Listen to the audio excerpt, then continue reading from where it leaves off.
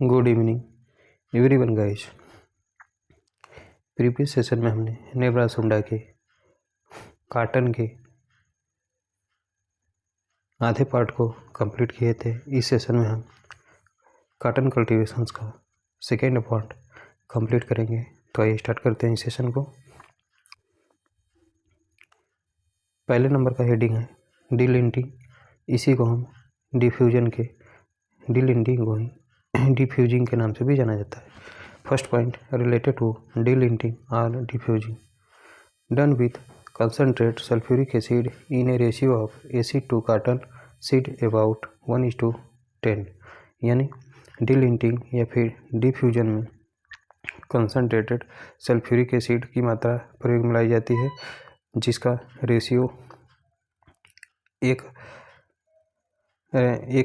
भाग रखता है और कॉटन सीड का रेशियो 10 भाग रखा जाता है। यानी डिलिंटिंग की क्रिया जो होती है कंसनट्रेटेड सल्फ्यूरिक एसिड से किया जाता है और कितने रेशियो में रखा जाता है तो 10 किलोग्राम कॉटन सीड के लिए 1 किलोग्राम एसिड की आवश्यकता होती है। तो इसमें जो रेशियो रखा जाता है 1:10 का रखा जाता है। Next point related to delinting और defuzzing this is help in grading the seed. यानी सीड के ग्रेडिंग में बहुत सहायता करता है। यानी डिलिंटिंग या डिफ्यूजिंग प्रोसेस जो होता है यह सीड के ग्रेडिंग में बहुत सहायता प्रदान करता है। नेक्स्ट किल हाइबरनेटिंग इंसेक्ट स्टेजेज। यानी इंसेक्ट की जो हाइबरनेटिंग स्टेज होता है उसको किल करने का काम कौन करता है तो डिलिंटिंग या फिर defuzzing. Next point destroy the disease pathogens. यानी कि जो रोग ग्रसित पैथोजेंस होते हैं उसको नष्ट करने के लिए डिलिंटिंग या फिर डिफ्यूजन की क्रिया किया जाता है। यानी डिफ्यूजिंग या फिर डिलिंटिंग की क्रिया जो होती है वो डिजीज पैथोजन को नष्ट करने के लिए किया जाता है। Next point it makes seeds easy to sowing and germinating rapidly. यानी बीज को बुआई को आसान बनाने के लिए और जर्मिनेशन तेज़ी से होने के लिए डिलिंटिंग की क्रिया की जाती है। Next heading related to cotton. Next heading related to cotton cultivation. देसी कॉटन का सीड रेट 10 से 18 किलोग्राम होता है, जबकि इसकी स्पेसिंग जो होती है वो 67.5 इंटू 30 सेंटीमीटर रखी जाती है। अमेरिकन कॉटन का सीड रेट कितना होता है तो अमेरिकन कॉटन का सीड रेट 15 से 25 किलोग्राम होता है और इसकी स्पेसिंग जो होती है वो 67.5 गुणे 30 सेंटीमीटर तक रखी जाती है। तीसरे नंबर का कॉटन है तो तीसरे नंबर का कॉटन है हाइब्रिड कॉटन। हाइब्रिड कॉटन का सीड रेट 2 से 3 किलोग्राम। स्पेसिंग कितनी रखी जाती है तो 100 गुणे 60 सेंटीमीटर इसकी स्पेसिंग रखी जाती है।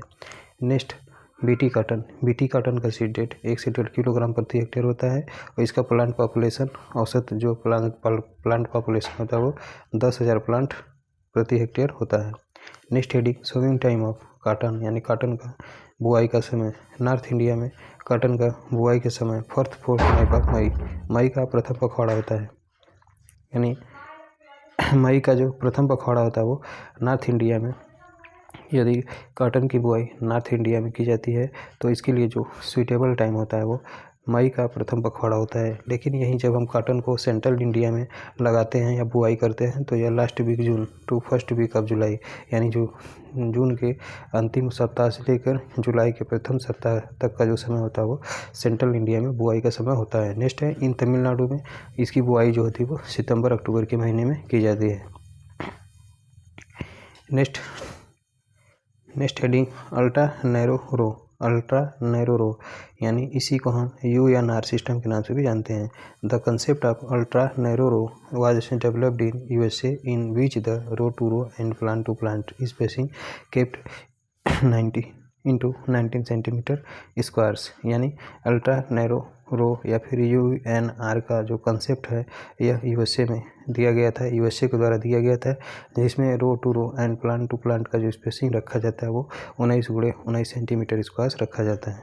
Next heading related to ultra narrow row keeping a plant population of 2,77,000 plant प्रति हेक्टेयर। यानी अल्ट्रा नैरो रो में जो प्लांट पॉपुलेशन रखा जाता है वो 2,77,000 प्लांट्स प्रति हेक्टेयर देखने को मिलता है। Next heading square in cotton, यानी कॉटन में square. First point related to square in cotton, the appearance of flower bud in cotton, यानी कॉटन्स में जो फ्लावर बर्ड दिखाई देता है उसी को हम स्क्वायर इन कॉटन के नाम से जानते हैं। इसी को स्क्वायर के नाम से जाना जाता है। फ्रूट इज बॉल और कैप्सूल, यानी कि जो फ्लावर बर्ड कॉटन्स में दिखाई पड़ते हैं उसी को हम स्क्वायर कहते हैं, और इसके फ्रूट को, कॉटन के फ्रूट को बॉल या फिर कैप्सूल के नाम से जाना जाता है। नेक्स्ट पॉइंट टॉपिंग, यह एक प्रकार का कॉटन में होने वाला प्रोसेस होता है। First point related to topping, removal of terminal growing points once from each plants at a height of 1.1 to 1.2 metre after 18 to 19 days after sowing to protect further terminal growth and to encourage sympodial branching and good ball development by diverting the energy flow। फिर से जो topping का मतलब क्या होता है, तो removal of terminal growing point once from each plants, यानी प्रत्येक प्लांट से एक बार टर्मिनल ग्रोइंग पॉइंट्स को रिमूव करने की प्रक्रिया जो होती है वो टॉपिंग कहलाती है। इसकी हाइट कितनी रखी जाती है, तो 1 से 1.2 मीटर रखी जाती है। यह कब किया जाता है, तो बुआई के 80 से 90 दिन बाद जो है इसकी टॉपिंग की प्रोसेस किया जाता है। किस लिए किया जाता है, तो प्रोटेक्ट फर्दर टर्मिनल ग्रोथ, यानी टर्मिनल ग्रोथ को, यानी कॉटन के टर्मिनल ग्रोथ को प्रोटेक्ट करने के लिए प्रोसेस किया जाता है। और इससे क्या होता है, तो सिम्पोडियल जो ब्रांचेज होती है, जिसे रिप्रोडक्टिव ब्रांचेज के नाम से भी जानते हैं, इसको उत्साहन मिलता है या फिर बढ़ावा मिलता है। And good ball development bye diverting the energy flow, और जो बॉल का डेवलपमेंट होता है वो भी अच्छा होता है, क्योंकि इसमें जो एनर्जी का फ्लो होता है वो बॉल की तरफ डाइवर्ट हो जाता है। नेक्स्ट हेडिंग है जीनिंग परसेंटेज। अगला हेडिंग है ginning percentage, the separation of fibre from the seed cotton, यानी सीड कॉटन से जो फाइबर का सेपरेशन होता है या फिर सीड कॉटन से जो फाइबर अलग किया जाता है उसी को जीनिंग के नाम से जाना जाता है। यानी कि जीनिंग परसेंटेज का मतलब यही होता है कि सीड कॉटन से जो फाइबर को हम अलग करते हैं उसी को जीनिंग के नाम से जानते हैं। इसी को हम जीनिंग परसेंटेज के रूप में व्यक्त करते हैं, यानी कि जीनिंग को सतह परसेंटेज के रूप में व्यक्त किया जाता है। Next point, in general it's rated 30 to 35%, यानी जीनिंग का जो औसत होता है वो 30 से 35% तक होता है। यानी कि जीनिंग का जो सामान्यतः औसत होता है या फिर परिसर होता है वो 30 से 35% तक होता है। Next point, next heading weed management in cotton. Next heading weed management in cotton. First point related to important weed flora, Trianthema, Echinochloa and डाइसेरिया एट्सेट्रा, यानी बीड मैनेजमेंट में जो इम्पोर्टेंट बीड फ्लोरा के रूप में, यानी कि कॉटन का जो इम्पॉर्टेंट बीट फ्लोरा होता है इसमें आपका ट्राइएंथिमा आता है, इकाइनोक्लोआ आता है एंड डाइसेरिया एट्सेट्रा देखने को मिलता है। नेक्स्ट पॉइंट, प्री इमरजेंस और post emergence spray of diuron at the rate 0.5 kilogram प्रति हेक्टेयर। इसमें जो होता है एक डायूरान हर्बिसाइड का प्रयोग किया जाता है, यानी कि कॉटन में एक डायूरान हर्बिसाइड का प्रयोग किया जाता है जो कि प्री इमरजेंस के रूप में भी काम करता है और पोस्ट इमरजेंस के रूप में भी काम करता है। इसमें कितनी मात्रा स्प्रे की जाती है, तो 0.5 किलोग्राम प्रति हेक्टेयर के हिसाब से इसका स्प्रे कॉटन के फील्ड में किया जाता है। नेक्स्ट है, cotton is highly sensitive to 2,4-D and glyphosate injured by a spray tip, यानी कि कॉटन जो होता है वो 2,4-D और ग्लाइफोसेट इन दोनों के प्रति बहुत ही ज़्यादा सेंसिटिव होता है, क्योंकि जब हम इसका स्प्रे करते हैं तो स्प्रे ड्रिफ्ट से जो पौधा होता है वो क्षतिग्रस्त हो जाता है या फिर इंजर्ड हो जाता है। Next point, 2,4-D resistant cotton gene, तो आपका TFD ए होता है, यानी कि 2,4-D के प्रति रेसिस्टेंट कॉटन का जीन क्या होता है, तो TFD small t small FD ए होता है, यानी कि 2,4-D के प्रति जो रेसिस्टेंट कॉटन के लिए जीन रिस्पॉन्सिबल होता है वो TFD ए जीन रिस्पॉन्सिबल होता है। Next heading related to cotton cultivation. First disease related to cotton cultivation bacterial blight, जिसका काजल ऑर्गेनिज्म जैंथोमोनास मालवीसियरम होता है। यह मोस्ट सीरियस डिजीज होता है किसका, कॉटन का।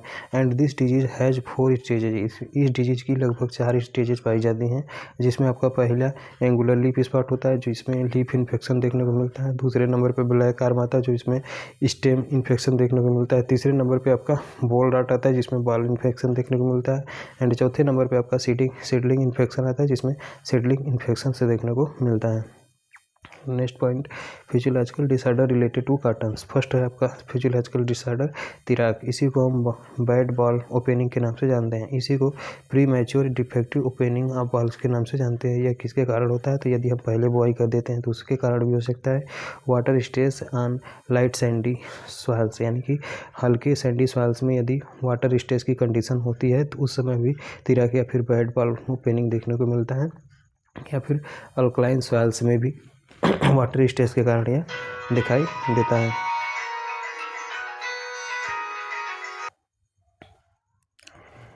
सेकेंड नंबर का डिसऑर्डर है रेड लीफ ऑफ कॉटन, यानी सेकेंड नंबर का जो डिसऑर्डर है उसका नाम रेड लीफ ऑफ कॉटन है। इसमें आपका अमेरिकन कॉटन मोर ससेप्टेबल, यानी इसमें जो अमेरिकन कॉटन होता है वो सर्वाधिक ससेप्टेबल होता है किसके प्रति, तो रेड लीफ के प्रति। Leaves turn red or rolled downward, और इसमें जो पत्तियां होती है वो लाल हो जाती हैं, और जो पत्तियां होती है वो नीचे की तरफ मुड़ भी जाती हैं या फिर रोल्ड हो जाती हैं। In severely affected plants the whole lamina becomes red leaving the vein greens, यानी वेन ग्रीन छोड़कर सभी प्रकार की जो लैमिना होती है वो रेड कलर की हो जाती है। और यानी इन सेवरली अफेक्टेड प्लांट्स, यानी कि जितने भी प्लांट्स इससे अफेक्टेड होते हैं उस सभी में जो संपूर्ण लैमिना होता है वो रेड हो जाता है।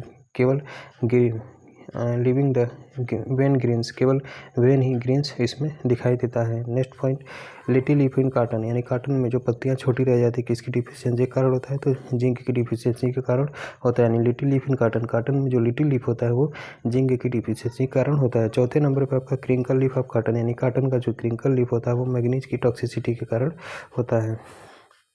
Next heading is insect pest related to cotton cultivation. पहले नंबर पे आपका आता है सकिंग पेस्ट। सकिंग पेस्ट में आपका जैसिड आता है, वाइट फ्लाई आता है, एफिड आता है, थ्रिप्स आता है। These are now regarded as major pest of BT cotton, इनको वर्तमान समय में major pest of BT cotton के रूप में जाना जाता है। नेक्स्ट है बालवर्म कम्प्लेक्स, यानी कि बालवर्म जो होते हैं कितने प्रकार के होते हैं, तो बालवर्म निम्नलिखित 3 प्रकार का होता है। तो दूसरे नंबर पर आपका बालवर्म कम्प्लेक्स आता है। Still lepidoptera larvae are most destructive insect of non BT cotton, यानी कि जो नॉन बीटी कॉटन होते हैं उसके लिए सर्वाधिक विनाशकारी जो लेपिडोप्टेरा लार्वी होते हैं उसी को हम बालवर्म कम्प्लेक्स के नाम से जानते हैं, यानी बालवर्म नॉन बीटी कॉटन बालवर्म। नेक्स्ट पहले नंबर पे आपका स्पॉटेड बालवर्म आता है। इसका साइंटिफिक नेम एरियाज वाइटेला होता है या फिर एरियाज इंसुलेना होता है। Attack on terminal suits during pre flowering, यानी फ्लावरिंग से पहले टर्मिनल सूट्स पर यह अटैक करता है। कौन, स्पॉटेड बालवर्म। दूसरे नंबर का बालवर्म है, दूसरे नंबर का बालवर्म है पिंक बालवर्म। पिंक बालवर्म का साइंटिफिक नेम पेक्टोनोफोरा गोसिपिएला आता है। दूसरे नंबर पे आपका कौन आता है, तो दूसरे नंबर पे आपका पीपी, यानी SE सेपा,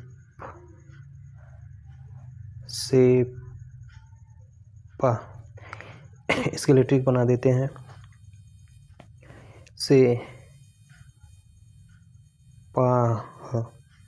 स्केलेटिक बना देते हैं सेपा, यानी स्पॉटेड बालवर्म का साइंटिफिक नेम एरियाज वाइटेला होता है। एंड पिंक बालवर्म का साइंटिफिक नेम पेक्टिनोफोरा गोसिपिएला होता है। एंड अमेरिकन बालवर्म का साइंटिफिक नेम हेलिकोर्पा अर्मिजेरा होता है। बन गया, ठीक। तो दूसरे नंबर पे पिंक बालवर्म आता है, इसका साइंटिफिक नेम पेक्टिनोफोरा गोसिपिएला होता है। अटैक ऑन मैच्योर कॉटन बाल्स, यानी कि जो कॉटन बाल मैच्योर हो जाते हैं उसी पे इसका अटैक ज़्यादातर देखने को मिलता है। तीसरे नंबर का जो इंसेक्ट पेस्ट है, यानी तीसरे नंबर का जो बालवर्म है वो अमेरिकन बालवर्म है। इसका साइंटिफिक नेम हेलिकोर्पा अर्मिजेरा होता है या फिर हेलियोथिस अर्मिजेरा होता है। Damaged to square flower and boll, यानी कि फ्लावर के स्क्वायर को डैमेज करता है या फिर कॉटन के बाल को यह डैमेज करने का काम करता है। Next heading discuss about BT cotton. Next heading, discuss about BT cotton. At present 2014-15 BT cotton grown in India about 95% of total cotton area at the rate 12.6 million hectares, यानी वर्तमान समय में यानी 2014-15 के डेटा के अकॉर्डिंग भारत में लगभग 95% BT cotton को उगाया जाता है, जो कि टोटल कॉटन एरिया का 95% होता है।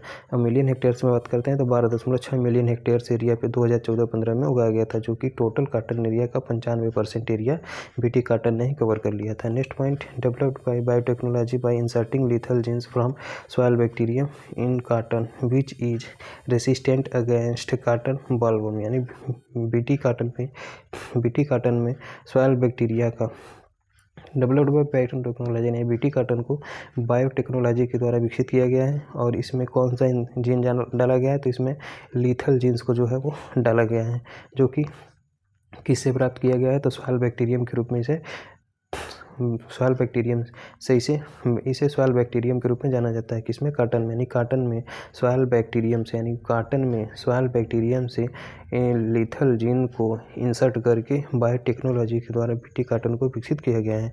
विच is resistant against cotton bollworm, और ये जो होता है वो कॉटन बॉलवर्म के प्रति बहुत ही ज़्यादा रेसिस्टेंट होता है। Next heading is Bacillus thuringiensis, जिसे हम BT के नाम से जानते हैं। It is a soil bacterium that produces proteins lethal to insect larvae affecting the digestive system of bollworms, यानी कि जो बैसिलस थुरिंजिएंसिस होता है यह एक प्रकार का सॉइल बैक्टीरियम होता है, जो कि एक प्रकार के लीथल प्रोटीन्स को प्रोड्यूस करता है, जो कि इंसेक्ट के लार्वा को अफेक्ट करने का काम करता है। कहाँ पर, तो डाइजेस्टिव सिस्टम ऑफ बालवर्म्स, यानी बालवर्म का जो डाइजेस्टिव सिस्टम होता है उसको यह प्रभावित करता है। किसमें, तो इंसेक्ट के लार्वा में। Next point, the first generation of BT crops, यानी BT क्रॉप्स का जो प्रथम जनरेशन है इसमें कौन कौन से क्रॉप शामिल हुए थे, तो कॉटन शामिल था, मिर्च शामिल था, पोटैटो शामिल था, यानी कि first generation of BT crops, यानी BT क्रॉप्स का जो प्रथम जनरेशन था उसमें कौन कौन सी फसलें शामिल थी, तो एक तो आपका कॉटन था, दूसरे नंबर पर मिर्च था, तीसरे नंबर पर पोटैटो था। वेयर अप्रूव्ड इन 1995, यानी इनको 1995 ईस्वी में अप्रूवल मिल गया था। And planted for commercial production in 1996 ईस्वी में। इन सभी प्लांट्स का जो कमर्शियल प्रोडक्शन है वो 1996 में किया जाने लगा। Next point related to BT cotton, the best example of transgenic crop protection in developing countries is BT cotton containing cry first AC gene from Bacillus thuringiensis which is grown commercially in India and China. फिर से, the best example of transgenic crop protection in developing country is BT cotton, यानी जो विकसित देश हैं वहाँ पर transgenic crop protection के एग्जाम्पल्स के रूप में सबसे अच्छा एग्जाम्पल आपका BT कॉटन है, जिसमें क्राइफर्स्ट AC जीन का प्रयोग करके बैसिलस थुरिंजिएंसिस के, यानी कि बैसिलस थुरिंजिएंसिस से क्राइफर्स्ट AC gene BT cotton containing, यानी BT कॉटन में क्राइफर्स्ट AC जीन पाया जाता है, जो कि बैसिलस थुरिंजिएंसिस के लिए प्रयोग किया गया है। विच is grown commercially in India and China, इसको जो है इंडिया और चाइना में जो है व्यावसायिक रूप से उगाया जाता है। फिर से, the best example of transgenic crop protection in developing country, यानी कि डेवलपिंग कंट्री यानी विकसित देशों में या फिर डेवलपिंग कंट्री में ट्रांसजेनिक क्रॉप प्रोटेक्शन के लिए जो सबसे बेस्ट एग्जाम्पल होता है वो आपका BT कॉटन होता है। इसमें क्राइफर्स्ट AC जीन पाया जाता है, जो कि बैसिलस थुरिंजिएंसिस से प्राप्त किया गया है। विच is grown commercially in India and China, और BT कॉटन को व्यावसायिक रूप से या फिर कमर्शियली तौर पर इंडिया और चाइना में उगाया जा रहा है। Next point, GM cotton is only crop permitted by GEAC, यानी genetic engineering approval committee under the ministry of environment and forestry, यानी कि ministry of environment and forestry, यानी ministry of environment and forestry के अंतर्गत genetic engineering approval committee के द्वारा सर्वप्रथम GM cotton crop को परमिशन दिया गया था। फर्स्ट परमिटेड इन इंडिया, इसको भारत में सर्वप्रथम परमिशन दिया गया था। कब दिया गया था, तो मार्च सन 2002 में इसको दिया गया था। कमर्शियल कल्टीवेशन कब इसका हुआ था, तो इसका कमर्शियल कल्टीवेशन सन 2003 में हुआ था। Next question related to BT cotton. Next point related to BT cotton.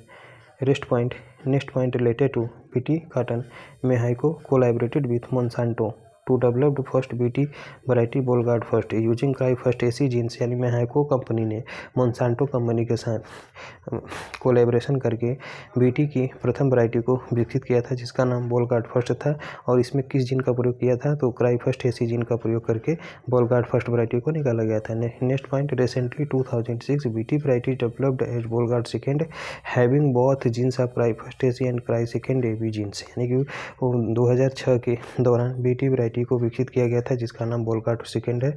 इसमें दोनों प्रकार के जीन को शामिल किया गया था, एक तो क्राई फर्स्ट एसी था, दूसरे नंबर पर आपका क्राई सेकेंड ए भी था, which known as second generation of BT cotton, इसे जो है सेकेंड जनरेशन का बीटी कॉटन कहते हैं। Next point related to BT cotton, there are report of more than 50% reduction in insecticide application on BT cotton, यानी कि cottons में जब हम बीटी कॉटन का एप्लीकेशन किए तो इससे जो है इससे इंसेक्टिसाइड का लगभग 50% तक हमें कमी देखने को मिला। किसके रिपोर्ट में, यानी कि रिपोर्ट में यह बताया गया है कि 50% जो इंसेक्टिसाइड का रिडक्शन है या फिर कमी जो है बीटी कॉटन के आने से हुआ है।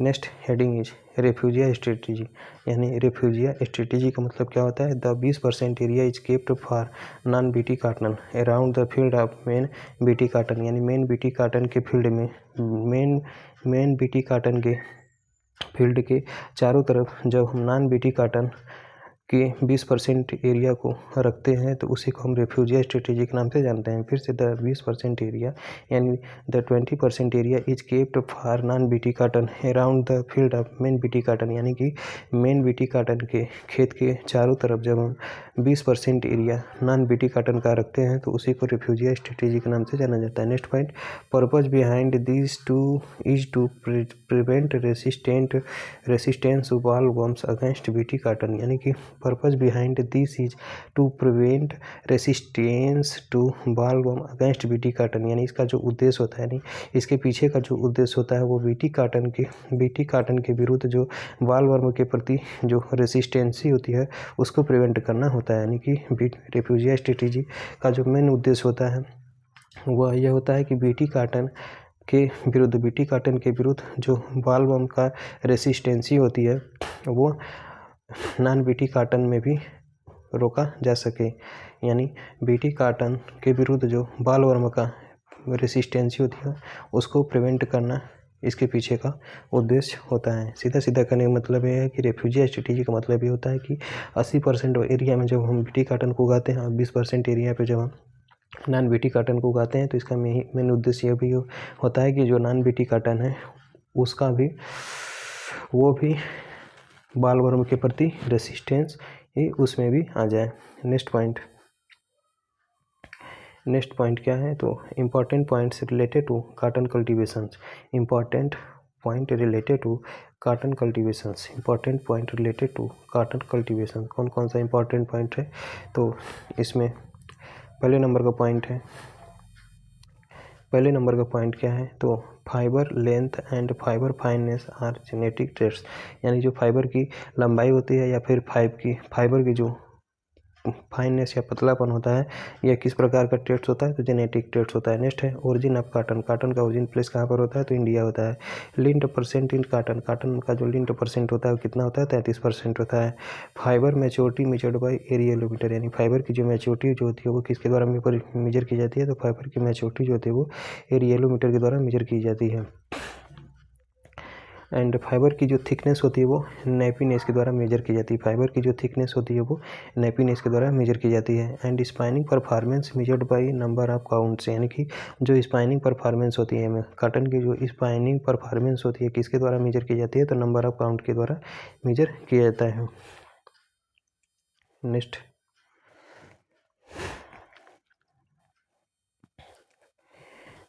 Next point is 1 bale of cotton 170 kilogram, यानी कि कॉटन के एक बेल का वजन कितना होता है, तो कॉटन के एक बेल का वजन 170 किलोग्राम होता है। जूट के एक बेल का वजन 180 किलोग्राम होता है, जबकि मेस्टा के एक बेल का वजन 181 किलोग्राम होता है। Next point, oil content in cotton seed varies from 14.5 to 25.6%, यानी कि काटन में जो तेल की मात्रा होती है, यानी काटन सीड में तेल की मात्रा कितनी पाई जाती है, तो ये वेरी करती है, यानी कि इसकी जो वेरी करता है, यानी कि काटन के ऑयल में, यानी काटन सीड में जो ऑयल की मात्रा पाई जाती है वो 14.5% से 25.6% तक पाया जाता है।